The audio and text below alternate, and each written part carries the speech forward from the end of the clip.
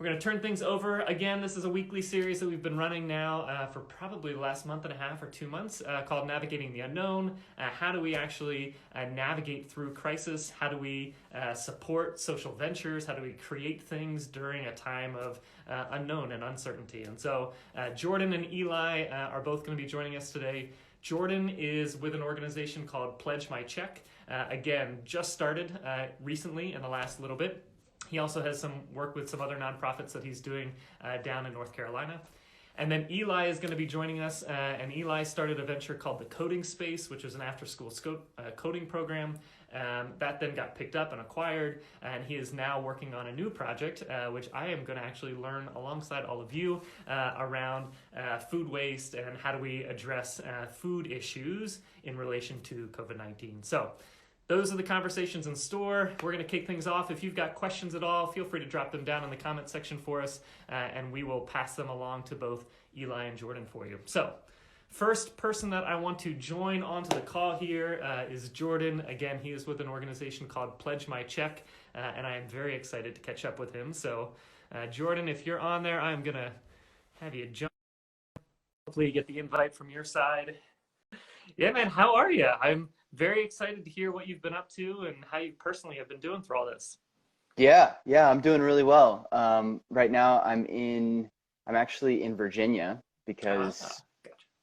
post-COVID world, everything's remote and I'm not, Right. but I'm from Raleigh and have been living in Raleigh and finishing up my last semester at NC State University, and things have been going really well. I mean, I've got this beautiful view. I can see the intercoastal waterway from here over across a wheat field. It's awesome. I feel really privileged to be able to work from home and kind of be pseudo on vacation during this time.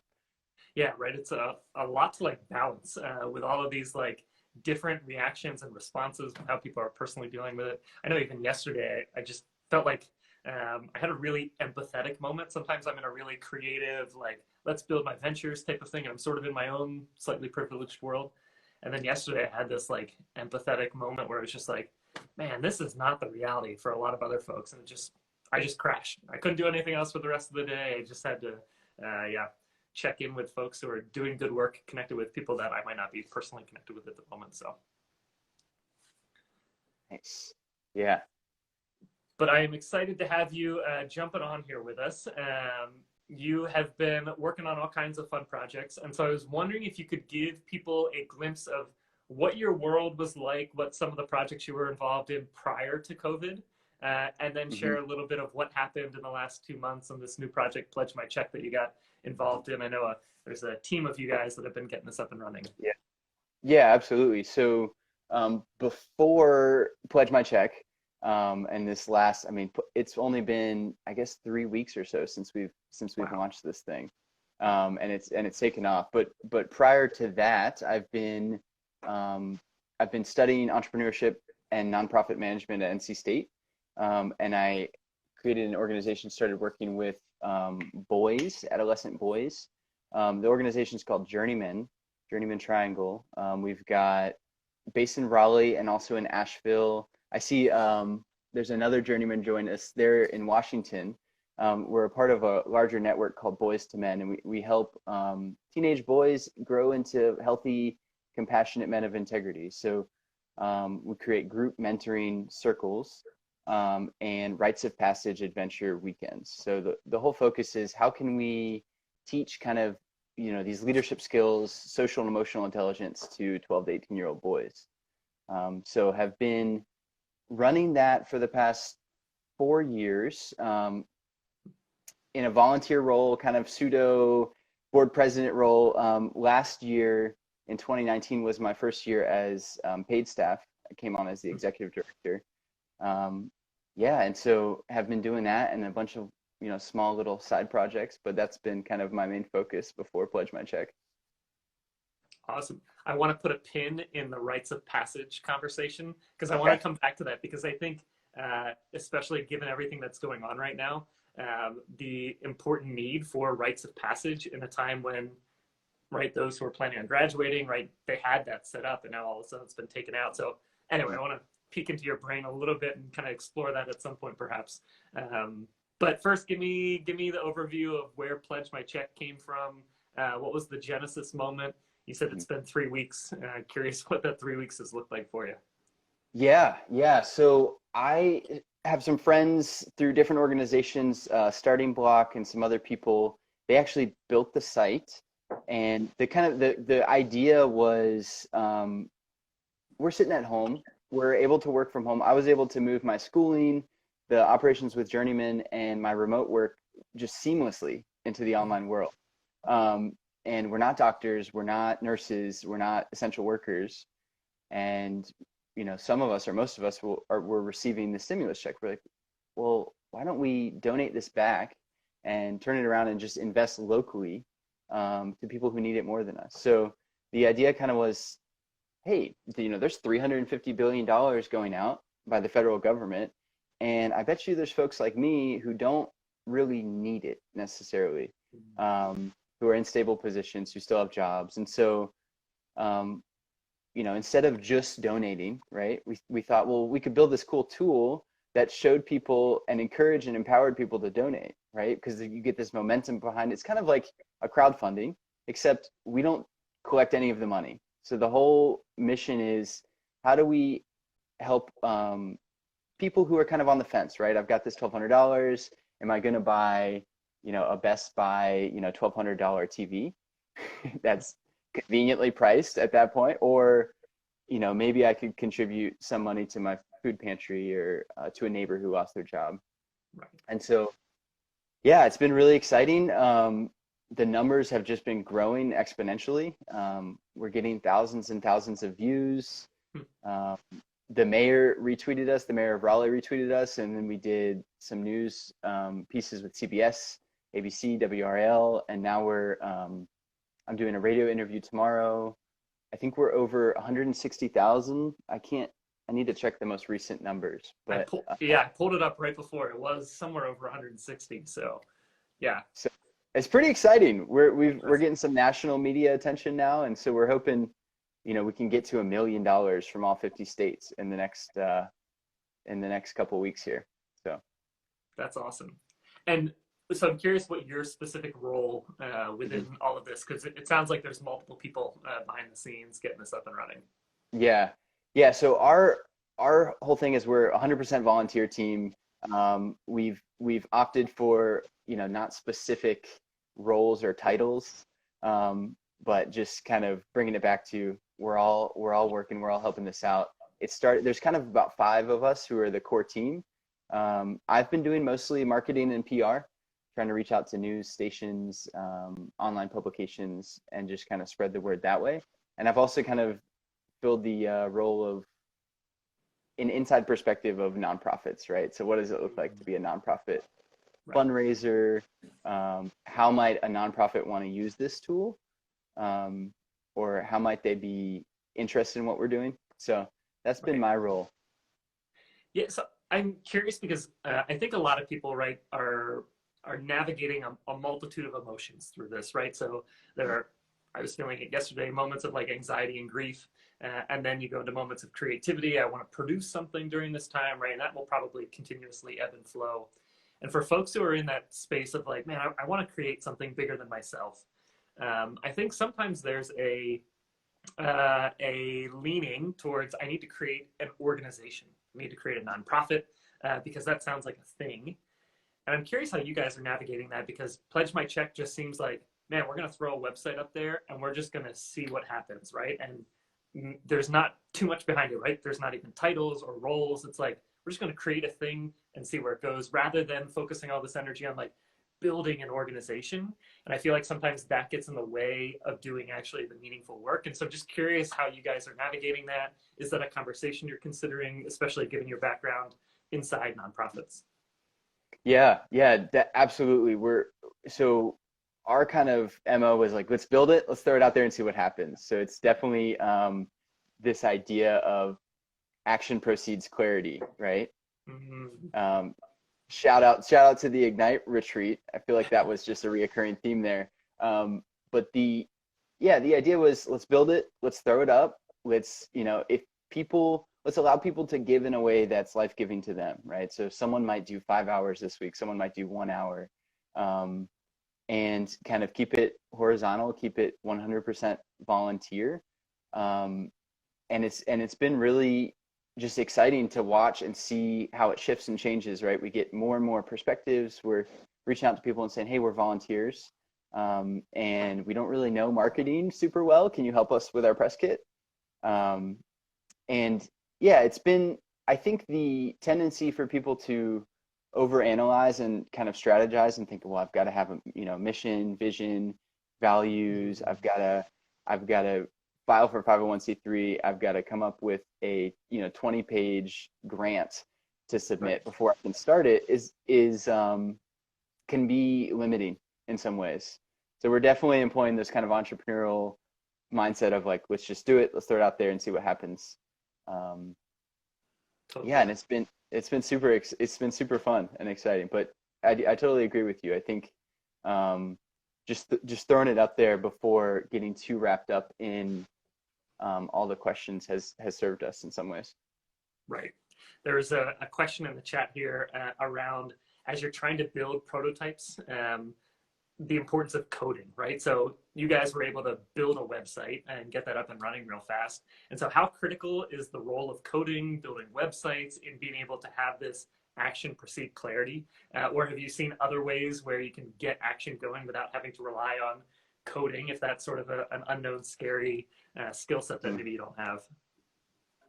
Yeah, coding is something that I want to be more familiar with. I've taken a couple of classes, but I am a total novice when it comes to that. So what works for me is being really connected and knowing a lot of people. And so reaching out to friends. We had an awesome team who developed the back end for Pledge My Check, right? Using Airtable, using Zapier, kind of automatically creating all of the the input and the flow and all the back end stuff. And that was just way over my head. And I think for me and for entrepreneurs in general during this time and age, is like you need to actually have at least a baseline understanding. You got to be able to speak the language. Mm-hmm. But if that's not your forte, like for me, it's like it's not my strength. So I'm not going to become, fluent in coding languages, but I'm gonna learn enough to be able to travel to that country, if you will. Right. When you mentioned Zapier as one tool, and I use Zapier a lot. For those who aren't familiar, it's almost like this bridge between the technical coding world, which I don't understand, right? Any of the deep, dark corners of the internet world and coding part of that. But Zapier is sort of this nice, like in between, like, okay, I can understand what's happening. This triggers this. And so I feel like that's a good in between when you're building these teams that have lots of different skills. Um, yeah, so I'm curious, as you guys were building your team, how were, well, maybe this is a silly question. I was going to say, was there an intentional, like, hey, we need to make sure we have a PR person and a coding person?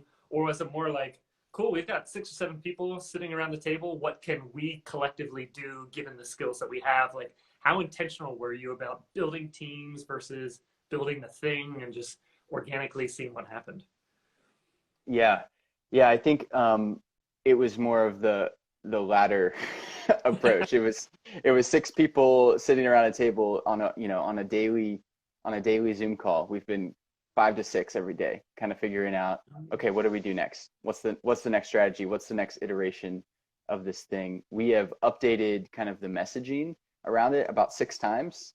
And statistically speaking, I think you have to go through like 6 or 7 iterations before something can actually go viral. So we didn't.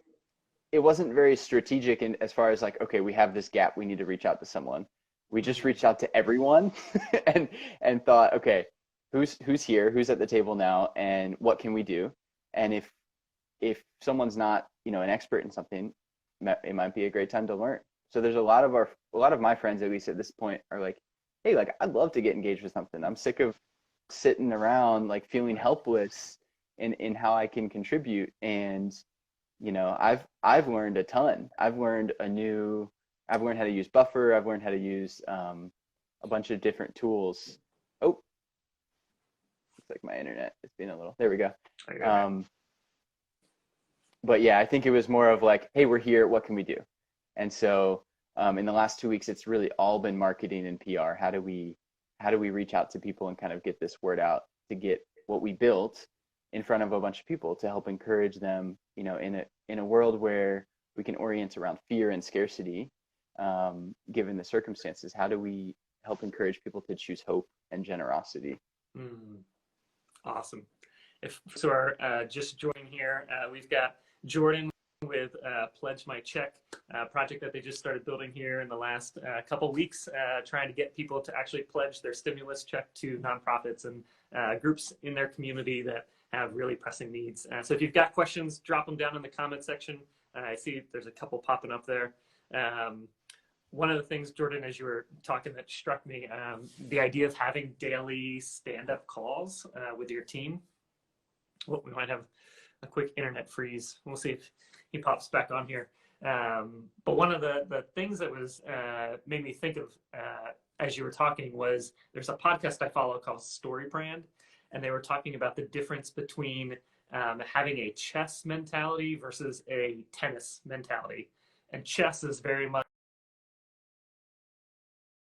an IT strategy and a business strategy and all of these different components, whereas tennis is like back and forth, right? And so daily you are making changes and updates to what needs to happen to your project. So I think having that framework is really helpful. So let me give Jordan one more chance to jump in here. Hopefully his internet is doing all right. Otherwise, we will kick things over to Eli to hear what he's... Oh, there we go. We're back. Sorry about that. No, you just wanted to give me a view, right, out your window? Yeah. You want to see it? There we go. Awesome. Yeah, so I was just sharing, while you jumped off there a little bit, the difference between a chess mentality and a tennis mentality. Chess is like you're planning the long term, you're thinking about your strategy and all of that kind of stuff. And I think that's how organizations were somewhat built prior to COVID. Whereas now people are in this tennis mentality where it's like the ball's coming back and forth at you at rapid pace, and you have to have these daily standing meetings that you're talking about to be able to say, okay, what happened in the last 24 hours and how are we responding and pivoting based on all of that? And I think that's such a critical like flip that people hopefully can get out of that like traditional business planning mindset, which I think we're going to see less and less of. And there's a question down on the bottom of where do you see this going after COVID? So your guys' project, right, is very focused on the stimulus check came out, and we're going to respond in a moment. Yeah. Do you guys give much thought to the 6-month, 12-month plan, or are you in the 6-hour, 12-hour plan? We're definitely in the 6-hour, 12-hour plan, but we've considered it. We've considered kind of what could this be? What are we actually building? And on one side, we've built a really cool tool to reach out to media across the country. And I don't know, I mean, that might be helpful for some of us on our next ventures. But the other thing that really stuck out was, well, we've created a way for people to donate and to donate or to pledge anonymously. And so what if we built a tool that allowed people to give to their neighbors anonymously? What if we actually did the work to be set up to receive donations, and people could give to their neighbors through us? I don't know. There's a couple of different ideas being kicked around, but right now we're definitely focused on the here and now. How do we use this kind of moment in history to realize some kind of hope and generosity and some really cool stories? I mean, the stories have been so inspiring, what people have pledged to and chosen to give to if they're able. Yeah, I'm curious that side of the equation because, right, it sounds like a lot of your efforts right now are on the PR, the promotion. So telling your story, the organization or the things story out into the world. And so I'm curious, how are you guys listening to the folks that you're serving or supporting in some way? What's that channel look like? How are you collecting stories and insight from the people that are actually excited to be a part of this project you got going on? Yeah, there's a couple things that we've been interested in. There's, I think, about 250 people have pledged, And so every time someone pledges, we send them an email and say, wow, thank you for pledging. Would you mind following up with us when you donate? So we're interested in tracking that metric. How many people pledge actually donate? And we've got the information on where they're pledging to, whether it's a neighbor or a specific cause. And we send them that first email, and then we send them another email saying, hey, we'd love to know who you pledged to and why, to collect that story. And right now we're working on a project where we just broadcast all of these stories, because we get on Slack and we see, ding, ding, ding, all these really cool messages, and they're so inspiring and they keep us going and they give us energy to volunteer. And we want to share that with the rest of the world. So that's kind of how we're inputting those stories and trying to then blast them back out. Awesome. For folks who, if you have not gone, this is the website, Pledge My Check. This was a screenshot right before we got on here. So there's your number, Jordan, 167. Nice. 261 people so far. What's one way people in the Sullivan Foundation network and community can support the efforts that you guys have going on? I feel like you may have a more clear answer than some people that I reach out to on this one. Can you repeat the question again? Sorry. What's one thing that folks in the Sullivan Network can do to kind of support your guys' efforts, given that you're pivoting on a daily basis and slowly or quickly adapting? How can people at this moment in time get behind the efforts that you got going on? What's something that they can do? Yeah, I would say the first step would be go to our website and check it out. And if you're in a stable financial position, then consider pledging. And then we're a 100% volunteer-run team. So if you want to volunteer with us, it's really open to anyone. And we have actually one other Sullivan Foundation associated person volunteering with us, and we'd love more. So our team started with 3, 4, 5. We're now at 15. We're a global team. We've got volunteers in Cambodia, in Raleigh, in DC, and we've built it in a way where it's really easy to plug in as a volunteer. So if you're interested, I could drop the link in here or something for our kind of volunteer engagement. Awesome. And you mentioned Slack as one of your platforms that you use to keep in touch. Is that the main way that folks in your team are sort of staying engaged with one another? Yes. Yeah, Slack is our kind of main tool of communication, especially now we're in multiple time zones. Right. Very cool.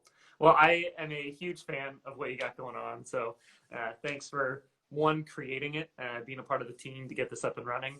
I'm sure if folks are curious and you want to chat with Jordan, he'll probably stick around here maybe for a little bit. You guys can chat in the comments or DM each other and go from there. Otherwise, follow up, check out their website, pledgemycheck.org. .org. Yes. It's always 50-50. I never know which one it is. So awesome.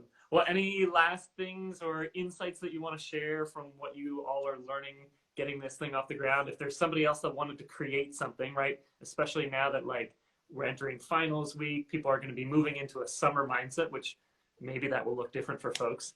What's one encouragement you would share for folks who want to get something off the ground during this time? Is there something you learned that looking back 3 weeks ago, you wish you would have known? Yeah. I think this entire COVID thing is a rites of passage, and just to talk about that. Full circle, right? So yes, and I think for me in the first weeks of it, I was so antsy and wanted to do something, and realizing that it's okay to just go slow, not read 100 news stories a day, and just be okay with practicing self-care and really, focusing on practices. And once I let go of this expectation to produce something, I was in a much more grounded place to help contribute and build this thing with a bunch of other volunteers. And so that's my advice is that if you take away the pressure of needing to produce something, it almost seems like what comes up is much more organic and beautiful, and it's not from a sense of obligation. It's really from a deeper place, from wanting to help. Totally. I'm glad you brought that back to the rites of passage, because I totally forgot. There's my my memory lasts about 20 minutes and then it's poof, gone. Cool. Well, thanks for joining, Jordan. I appreciate it. And yeah, any questions you have, feel free to hit up Jordan online or on the pledgemycheck.org website, and I'm sure they'll get you connected to things. Absolutely. Thanks for having me, Bud. Awesome. See you, man. See ya. All right, so that's Jordan with Pledge My Check. Again, go check out their efforts if you haven't already. They're doing some really great work, and it'll be curious to watch them over the next couple weeks to see where it goes. So next on deck, we've got a good friend of mine who is in New York at the moment. Eli and I met here at Penn State, which is where I'm based at the moment. And Eli's been up to a whole bunch of entrepreneurial things, so we will let him jump on here and share a little bit of what his journey has been and kind of where things look like they're going in the next couple months. So Eli hey, there you are. What's up, man? Hey, bud. Great to see you. Good seeing you too. Let me turn it off so there's not two of your faces on the screen.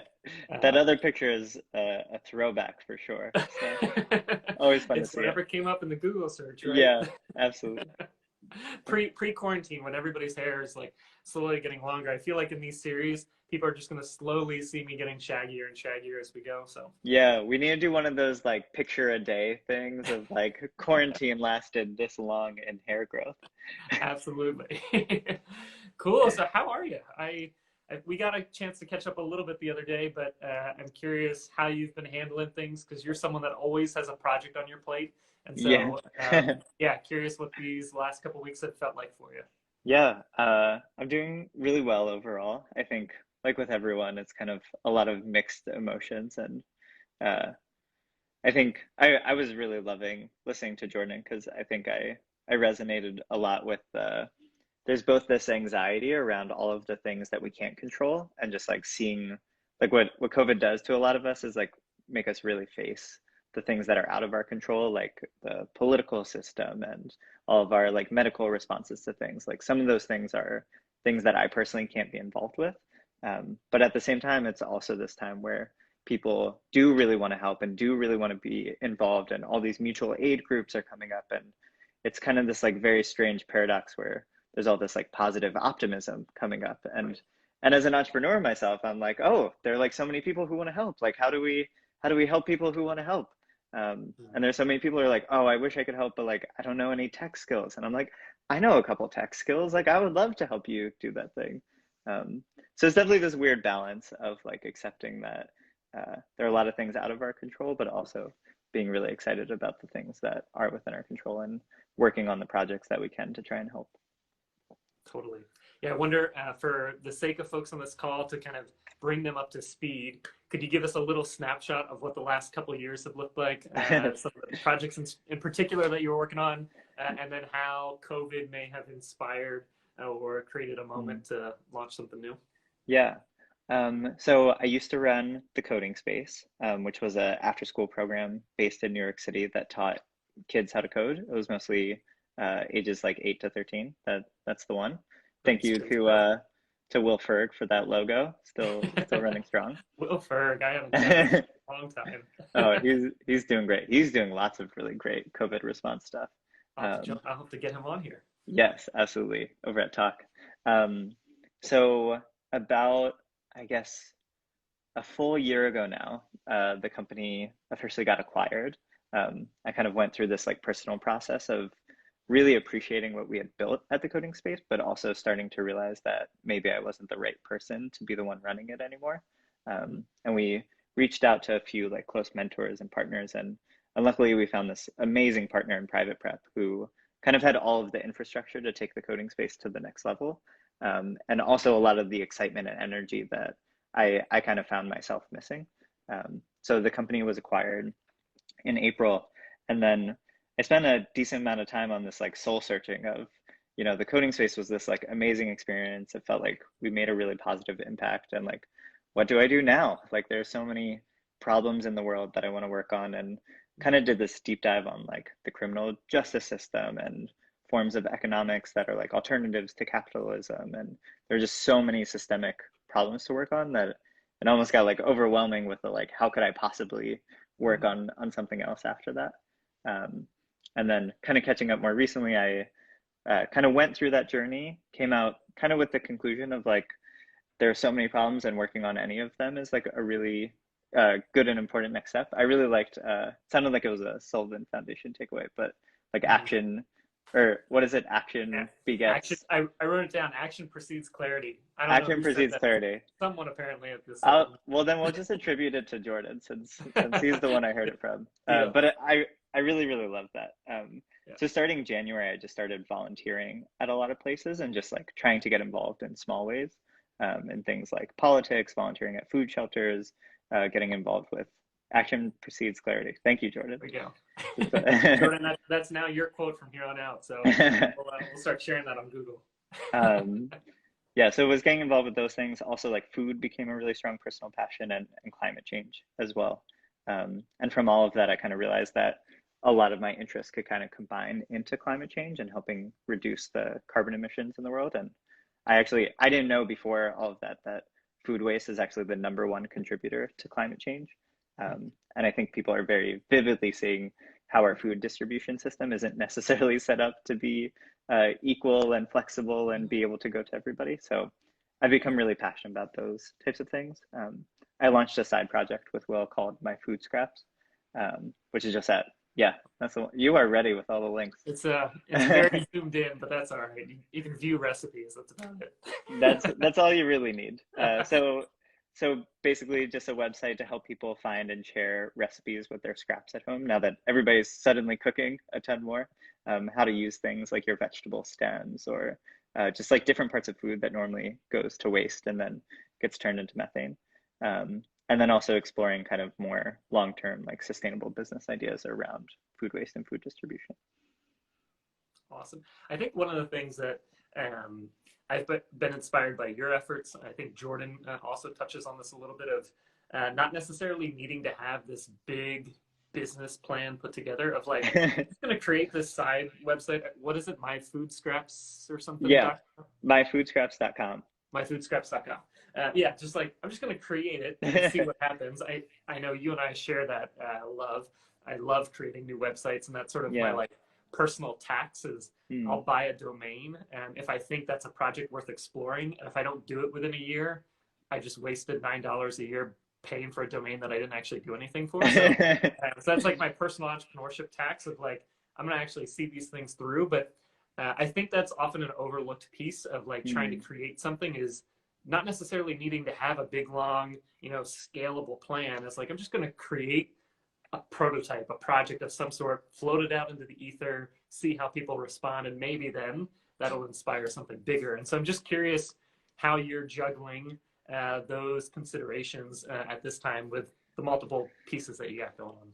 Yeah, I think that's definitely one of the both hardest questions and things that comes up the most often, both for people I talk to trying to start things, but also for myself. Like it's still something I deal with the balance of that like chess versus tennis mindset, like you were talking about. And I grew up playing chess, so like I naturally have this inclination to kind of like want to know the big picture and like know all the steps. But it's very true that you can't just like in a vacuum think of the best ideas. You can make a hypothesis about what you want to test and what you think people want and what you think would do good in the world.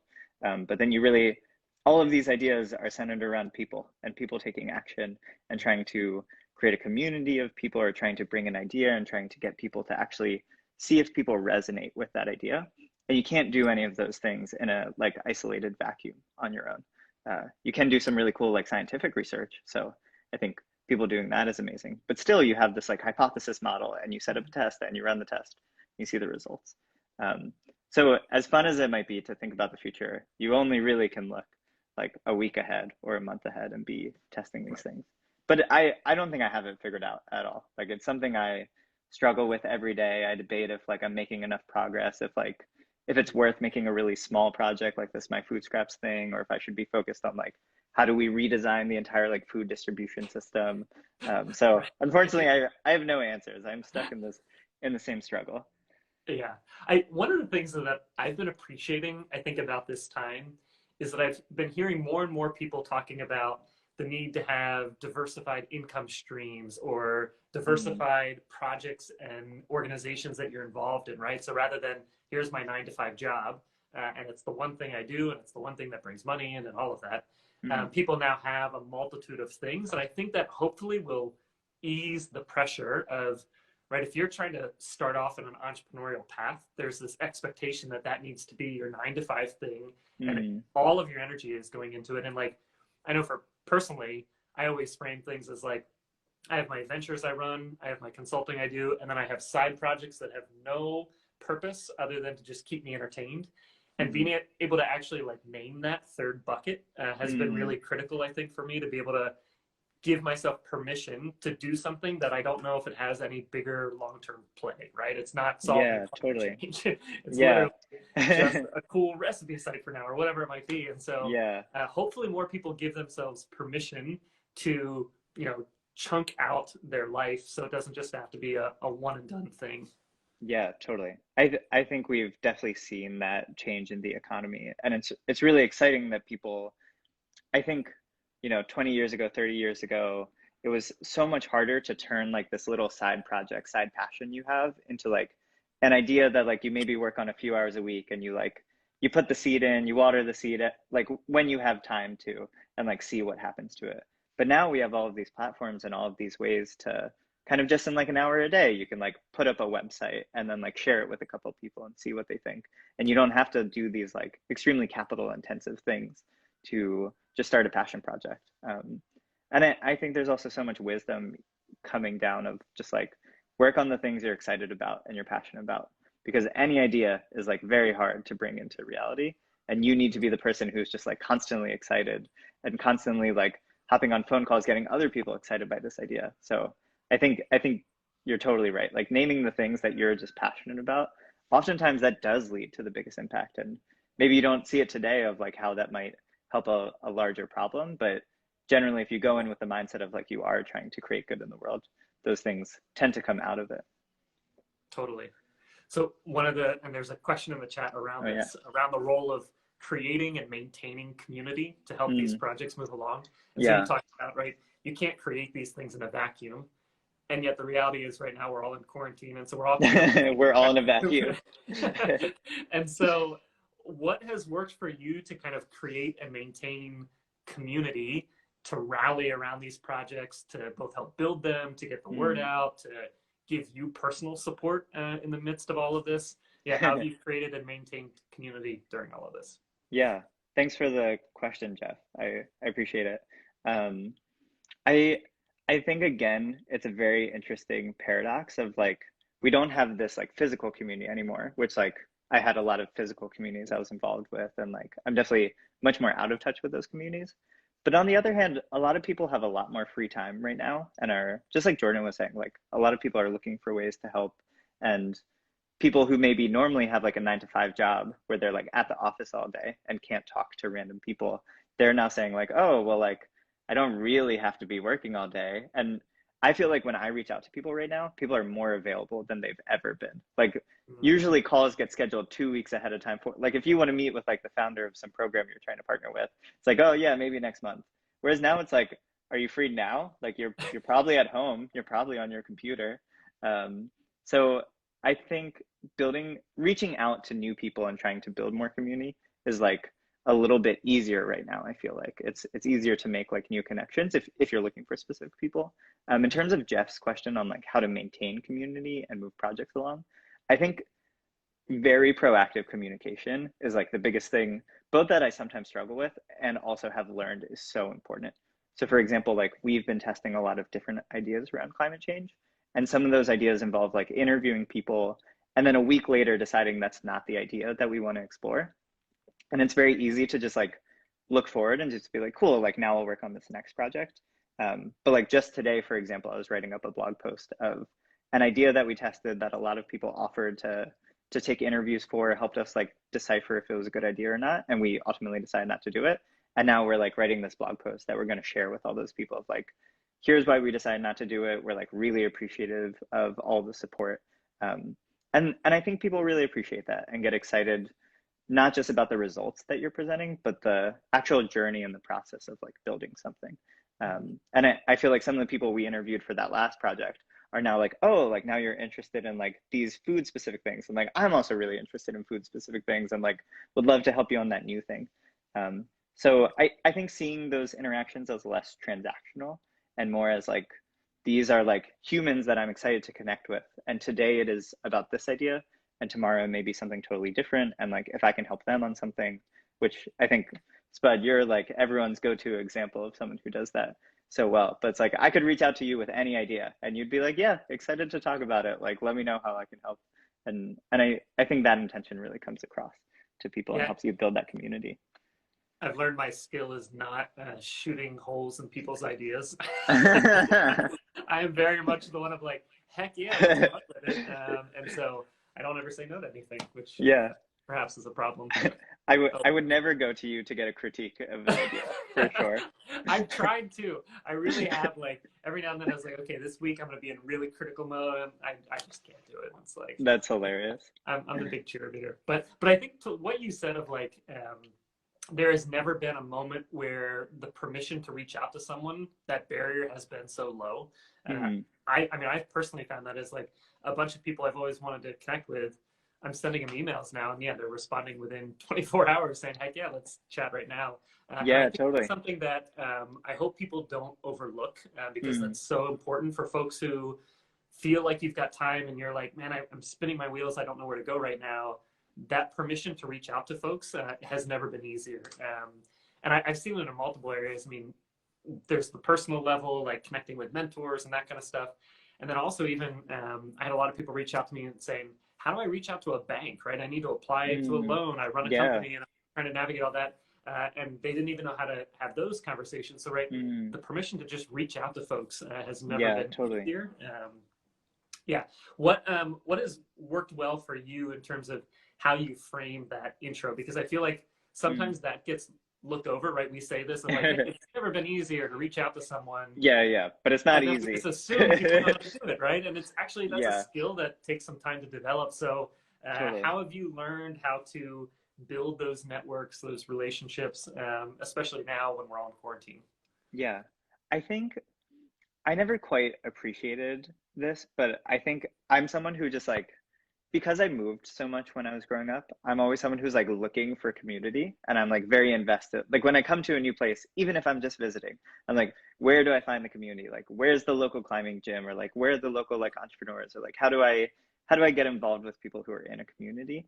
And I think that's my general approach to like finding connections, for example. So for example, with climate change, there's this like incredible community called My Climate Journey, which is both like a podcast and a Slack community. Um, and I didn't join it with the intention of like, I need some connections for like some of the things I'm working on. I joined it with a like, I'm really excited to like learn what people are working on in climate change. And then you just like start posting in the group, you start contributing where you can, you see people working on different ideas, and you just get really invested. Again, like you're not seeing it as this transactional thing. You're seeing it as like, where's a place that I can be helpful? And I think if you do that, again, with you being a great example of this, if you do that enough over time, there are enough people who are like interested in what you're working on because maybe you helped them with something. So yeah, I would say like find communities that are relevant to the things that you're working on, and don't look for ways to like find connections or like do what you're focused on. Look for ways to like really be invested in the community and be involved. And I think from that, it will naturally come up. Like people want to hear about what you're working on if they see that you care. And people will ask you like, oh, you're working on this idea. Like I happen to know someone at like just the other day, we had somebody who was like, oh, you're working on like food stuff. Like we know someone at Refed. And Refed was like the top company that I wanted to talk to of all the places. And we didn't ask this person for that specific intro, but she was like, I really love your approach. I'm like, would love to introduce you to these people. And now we're like scheduling a call. Um, Mm.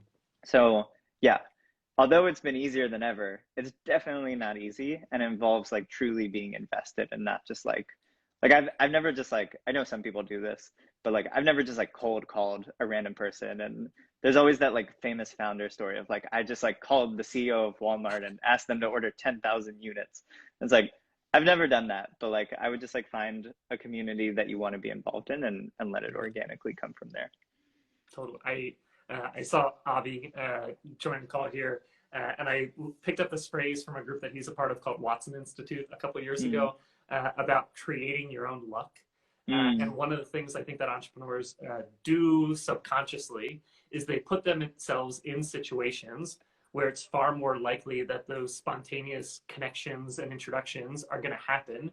And it seems like they're really lucky. It's like, oh man, you all of a sudden got this cool introduction to the company that you just happened to want to get into. Like, how lucky are you, Eli? And Yeah. the reality is, you actually create your own luck by putting yourselves in situations where that's more likely to happen, right? Those connections will spontaneously take place for themselves. But if you're not putting yourself out there and being mindful about what networks and communities that you're plugging into, well, you're never going to be lucky, right? Because those things Yeah, don't happen totally. as often. So, Yeah. And I think going with that, and kind of a major theme around a lot of these COVID discussions is like, you can't just like make something happen overnight and just like make it appear out of nothing.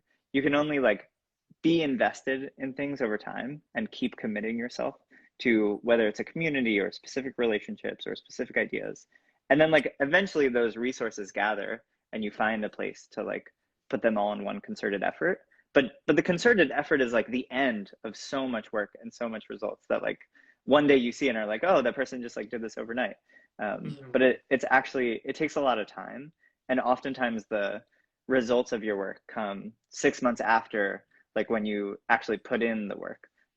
And sometimes it's more instantaneous, and like pledge my check seems like a cool example of like, I thought of this thing and very quickly created it. But I'm sure it came on the back of lots of relationships that Jordan built over time and lots of friends that he like had been talking about similar ideas with. So yeah, I totally agree, and kind of just want to harp on that point of like, you put in the work and you be invested, and then you do like build your own luck and eventually are able to use that in ways for ideas that you're excited by. and to Jordan's example, right? Like, I doubt a year ago he was building those relationships with the intention of launching Pledge My Check, right? It was Yeah, like, yeah. hey, I'm He just totally building foresaw this. relationships because this is important to do, right? I want to help them in whatever efforts they got going on. And then when the moment strikes, then those relationships can kind of come together. So, Yeah, yeah. totally. I love that. So give me a sense of what the next couple weeks, months look like for you, right? You kind of Yeah. share up until this moment. How are you navigating things moving forward? How are you thinking about the summer? Yeah, what's on your mind for Yeah, that? totally. Um, I'm definitely taking it like idea in terms of work stuff, like very much idea by idea. And I mentioned we had just come a couple weeks ago, concluded that like one of the ideas we were previously working on was this like impact investing tool. So basically allowing like climate change investors, for example, to be able to quantify the impact of their investments. We had decided that was something we didn't want to work on, and we kind of like started this. I feel like people call it like a sprinter, but I don't like using terms, but sprint does accurately describe this. But now we're testing around food distribution ideas and just trying to learn more about people's like relationship with their food. And something we heard from we just like interviewed a lot of people about their relationship to food.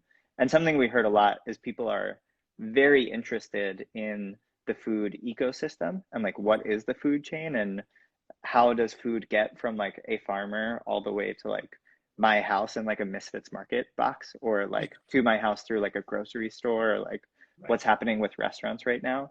I think people are very interested in that whole ecosystem. And it's also this like huge black box with like some New York Times articles are coming out kind of like documenting like basically this like food like huge crisis that we have going on because of COVID. So right now we're kind of centered around that idea of how do we like unveil what's going on in the food ecosystem and help people learn more, both from the perspective of just it's like incredibly interesting to see this system that like really fundamentally affects all of our lives, but also using that to learn what are ways to get involved and how can we participate in helping the ecosystem be more flexible and getting food to people most in need right now, while also reducing waste and like preventing carbon emissions. So uh, a lot all in one. But the general idea is like, how do we get people like grocery store owners to have like conversations with people who are trying to learn more about the food ecosystem? So I'm curious as you share that because and we have to be mindful of time here, so keep this answer short. Is how do you deal with the issue of scope, right? So when you're dealing with these big issues like climate change, and I know coding space, right? You guys like scoped to a certain geographic area. How are you Yeah, thinking about like where do I geographically or in any context, how do I scope where I start? yeah. I think I think having a big vision is really nice and does kind of give you a North Star to go for. Um, but then using that North Star to determine like what is the smallest step I can take next. So for us, the smallest step was like, let's just send out a survey to our friends and see what they're interested in talking about. It was like the smallest thing we could do. And then from that, a lot of people mentioned this theme, like I was mentioning, of like understanding the food ecosystem. And now the next smallest step is like hosting a Zoom session with somebody who knows the food ecosystem well and just like putting people on a Zoom call. So it's like, it's this very, very small thing, but we do have this bigger vision in mind, and like it would be nice if we could like drive straight there, but we're probably gonna have to take a lot of turns on the way. Totally. Do you guys check in on, I know Jordan mentioned he has daily standing calls as a team. How do you Yeah. guys keep on track of those small steps? Yeah, we do daily check-ins. I've been a huge fan of this app, Tandem, that I started using. I don't know if you've seen it. It's No. their tagline is like a virtual office for remote teams. All right. And basically you have these like conference rooms that you hop in and just like have like calls are automatic. And it almost feels like working in the office with the people I'm working with. And we have like an ongoing paper doc with all our tasks, and we kind of have like a daily check-in in the morning, and it just kind of lasts until one of us has to, it lasted until I hopped off for this. So that's just kind of how our day usually flows. Awesome. I will go check out Tandem right after Yeah, this. highly recommend. Awesome. Well, if there's one last thing you could leave with the Sullivan community, is there a way that they can support the efforts you have going on? What's one way we can rally behind you? I think the thing I would leave is more for people to be excited about whatever they're excited about right now. And I think we have this pressure to like step in and like solve the most important, like PPE is like the most important problem, and we have to solve that now. And while I would love if like lots of people were working on that, I very much believe in solving the problem that you feel the most passionate by, and that you have enough energy to like stick with for the amount of time it takes to bring those into existence, whether that's just like a project internally at the company you're working at, whether it's volunteering on somebody else's project or starting your own thing. Help in any fashion is important, and we need local help, we need systemic help. There are lots of world problems and things causing systemic inequality that we need to work on, and whatever you feel called to do is like the best way to get involved. Totally. One of my favorite reframes is, rather than follow your passion, follow your curiosity.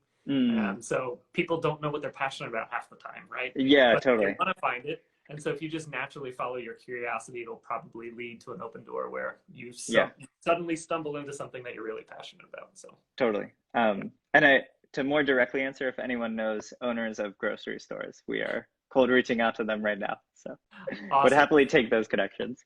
And where can they reach out to send you those connections?